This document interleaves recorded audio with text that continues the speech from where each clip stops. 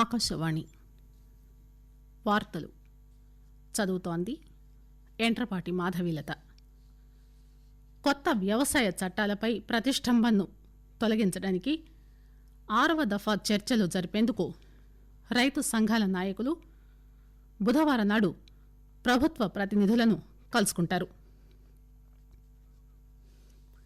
దేశం కోవిడ్ మహమ్మారితో చేసే పోరాటంలో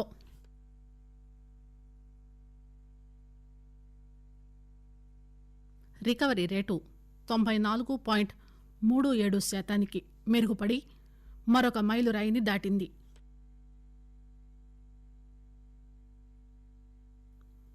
బాబాసాహెబ్ బిఆర్ అంబేద్కర్ మహాపరినిర్వాణం సందర్భంగా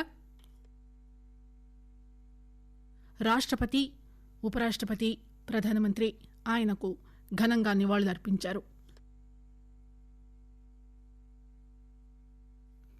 ఈరోజు సిడ్నీలో జరిగిన 2వ టీ20 క్రికెట్ మ్యాచ్లో భారత్ ఆస్ట్రేలియాను 6 వికెట్ల తేడాతో ఓడించింది.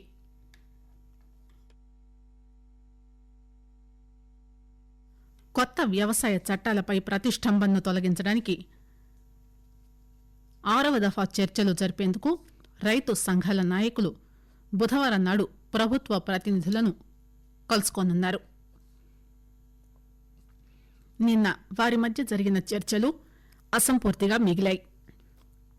వ్యవసాయ సంఘాల నాయకులు వ్యక్తం చేసిన అభ్యంతరాలకు ప్రభుత్వం సాధ్యమైన రీతిలో పరిష్కారాలు రూపొందించిందని వ్యవసాయ శాఖ మంత్రి నరేంద్ర సింగ్ తోమర్ అన్నారు. రైతుల ఆందోళన త్వరలోనే ముగియగలదని తోమర్ ఆశాభావం వ్యక్తం చేశారు. వ్యవసాయ ఉత్పత్తి మార్కెట్ కమిటీ ఏపీఎంసీ మండీలను బలోపేతం చేయడానికి ప్రతిపాదిత ప్రైవేటు మార్కెట్లతో సమాన స్థాయి వేదికలు కల్పించడానికి మార్గాలను పరిగణలోనికి తీసుకోవడం కోసం ప్రభుత్వం సిద్దంగా ఉందని 40 మంది రైతు సంఘ నాయకులకు తోమర్ గతంలో హామీ ఇచ్చారు. వివాద పరిష్కారానికి ఉన్నత న్యాయస్థానాలను ఆశ్రయించడానికి ప్రభుత్వం సదుపాయం కల్పిస్తుందని, కనీస మద్దతు ధర ఎంఎస్పీలతో సేకరణ కొనసాగుతుందని ఆయన అన్నారు. నరేంద్ర మోదీ ప్రభుత్వంపై రైతులు విశ్వాసం ఉంచాలని మంత్రి పునరుద్ఘాటించారు. ఆయన ఏది చేసినా రైతుల ప్రయోజనం కోసమేనని అన్నారు. రైతు సంఘాలు తమ నిరసన తెలిపేటప్పుడు క్రమశిక్షణ పాటించినందుకు వారికి మంత్రి కృతజ్ఞతలు తెలిపారు.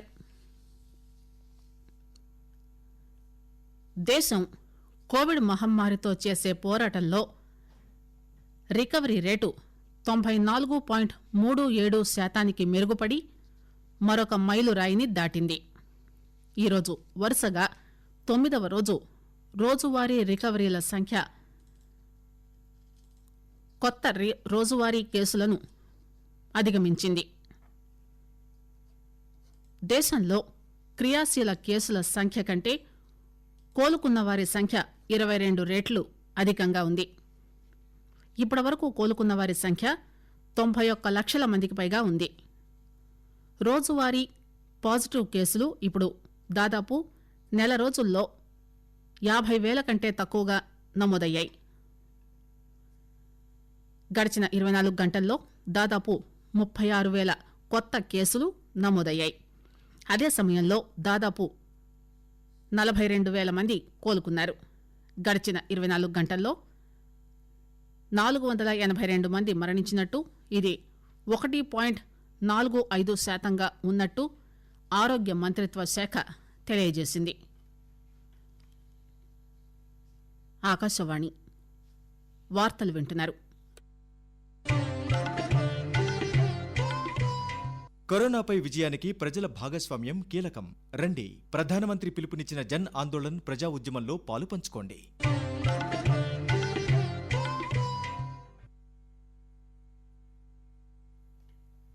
బాబాసాహెబ్ బిఆర్ అంబేద్కర్ మహాపరినిర్వాణం సందర్భంగా రాష్టపతి రామ్నాథ్ కోవింద్ ఆయనకు ఘనంగా నివాళులర్పించారు. డాక్టర్ అంబేద్కర్ మన రాజ్యాంగ రూపశిల్పి, సమానత్వం, న్యాయం అనే సిద్ధాంతాల ఆధారంగా సమాజం పరిపాలన కోసం కృషి చేశారని కోవింద్ అన్నారు. డాక్టర్ అంబేద్కర్ ఆలోచనలు శాంతి భద్రతలు, ఆర్థిక, దేశ సమగ్రాభివృద్ధికి మార్గనిర్దేశం చేశాయని అన్నారు.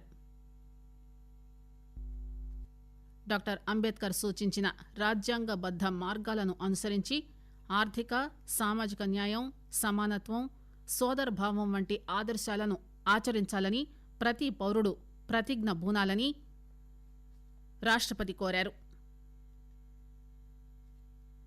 ఉపరాష్ట్రపతి ఎం వెంకయ్యనాయుడు ఈరోజు చెన్నైలోని రాజ్ భవన్లో జరిగిన ఒక కార్యక్రమంలో అంబేద్కర్ మహాపరినిర్వాణ్ దివస్ సందర్భంగా ఆయనకు పుష్పాంజలి ఘటించారు. ఆయనతో పాటు తమిళనాడు గవర్నర్ బన్వరీలాల్ పురోహిత్ డాక్టర్ అంబేద్కర్ చిత్రపటం వద్ద పుష్పాంజలి ఘటించారు. ప్రధానమంత్రి నరేంద్ర మోదీ డాక్టర్ బిఆర్ అంబేద్కర్ మహాపరినిర్వాణ్ దివస్ సందర్భంగా ఆయనకు ఘనంగా నివాళులర్పించారు. ఒక ట్వీట్లో మోదీ బాబాసాహెబ్ ఆలోచనలు, ఆదర్శాలు లక్షలాది మందికి స్ఫూర్తిని ఇస్తూనే ఉంటాయన్నారు. దేశం కోసం ఆయన కన్న కలలు నెరవేర్చడానికి కట్టుబడి ఉన్నామని ప్రధాని అన్నారు. హోంమంత్రి అమిత్ షా కూడా ఈ సందర్భంగా డాక్టర్ బాబాసాహెబ్ అంబేద్కర్కు నివాళులర్పించారు. బాబాసాహెబ్ అడుగుజాడలను అనుసరించి మోదీ ప్రభుత్వం ప్రజల సంక్షేమం కోసం అంకిత భావంతో పనిచేస్తోందని షా ఒక ట్వీట్లో పేర్కొన్నారు.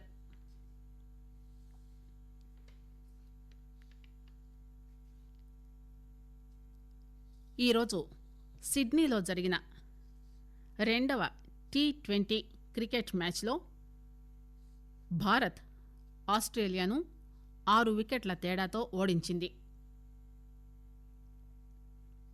ఈ విజయంతో భారత్ 3 మ్యాచ్ల సిరీస్ను కూడా గెలుచుకుంది. కాన్బెర్రాలో శుక్రవారం నాడు జరిగిన తొలి 2020 అంతర్జాతీయ మ్యాచ్ను భారత్ 11 పరుగుల తేడాతో గెలుపొందింది. చివరి మ్యాచ్ ఈ నెల 9వ తేదీన జరుగుతుంది.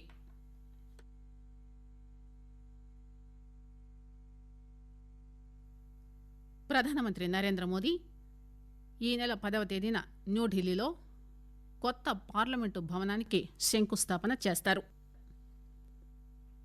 న్యూఢిల్లీలో మీడియాను ఉద్దేశించి లోక్సభ స్పీకర్ ఓం బిర్లా మాట్లాడుతూ వచ్చే 100 సంవత్సరాల అవసరాన్ని దృష్టిలో ఉంచుకుని కొత్త భవనం నిర్మిస్తున్నట్టు చెప్పారు.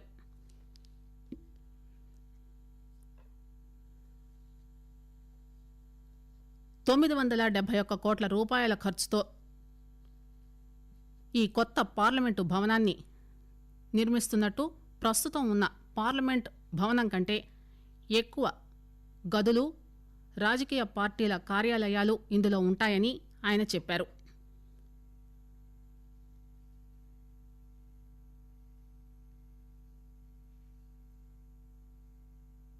ఇది పాత పార్లమెంటు భవనం కంటే 17,000 చదరపు మీటర్లు పెద్దదిగా ఉంటుందని ఆయన అన్నారు.